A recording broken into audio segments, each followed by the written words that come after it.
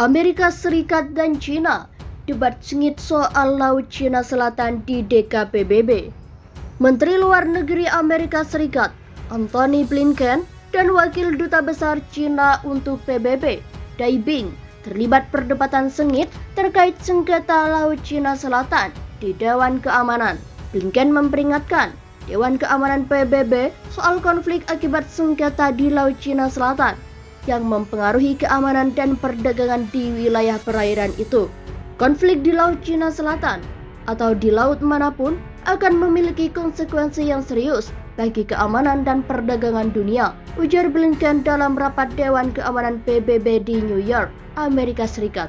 Saat negara tidak menghadapi konsekuensi karena mengabaikan aturan ini, itu memicu impunitas dan ketidakstabilan yang lebih besar di mana-mana, lanjut Blinken.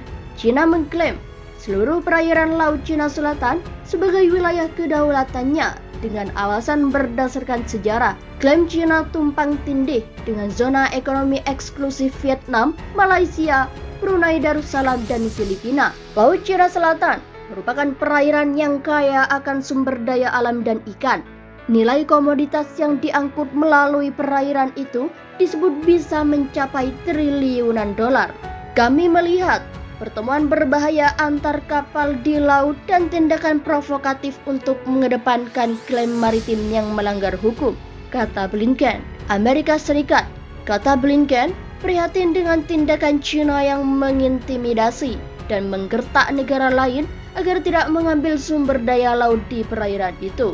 Blinken menyebut sudah menjadi tanggung jawab semua negara dalam mempertahankan aturan yang telah mereka setujui supaya dapat menyelesaikan sengketa maritim secara damai.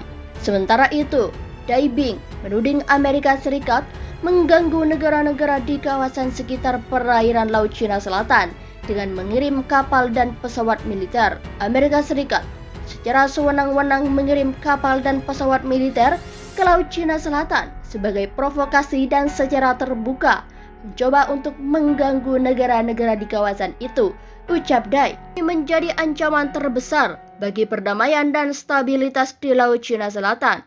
Lanjut Dai, negara ini sendiri telah menjadi ancaman terbesar bagi perdamaian dan stabilitas di Laut Cina Selatan, kata Dai. Blinken mengatakan, itu adalah tanggung jawab semua negara, bukan hanya pengklaim pulau dan perairan Laut Cina Selatan, untuk mempertahankan aturan yang telah mereka semua setujui untuk menyelesaikan sengketa maritim secara bersama. Perdana Menteri India Narendra Modi yang negaranya memegang kursi kepresidenan DKPBB bulan ini dan memimpin pertemuan virtual, memperingatkan bahwa lautan di dunia yang merupakan warisan bersama menghadapi berbagai ancaman. Dia menunjuk pada pembajakan dan terorisme, penegakan hambatan perdagangan oleh beberapa negara, dan tantangan dari perubahan iklim dan bencana alam. Laut Cina Selatan menjadi salah satu dari serangkaian masalah pemicu konflik antara China dan Amerika Serikat. Amerika Serikat menolak klaim China yang dinilai melanggar hukum internasional di perairan yang kaya sumber daya itu. China juga tetap mengklaim Laut Cina Selatan sebagai wilayah kedaulatannya, meskipun pada 2016 Pengadilan Arbitrase PBB memutuskan klaim itu tidak sah. Buat memperlihatkan klaim mereka, China membangun pangkalan militer yang dilengkapi landasan udara, sistem radar dan peluru kendali di sejumlah pulau, dan hasil reklamasi di perairan itu.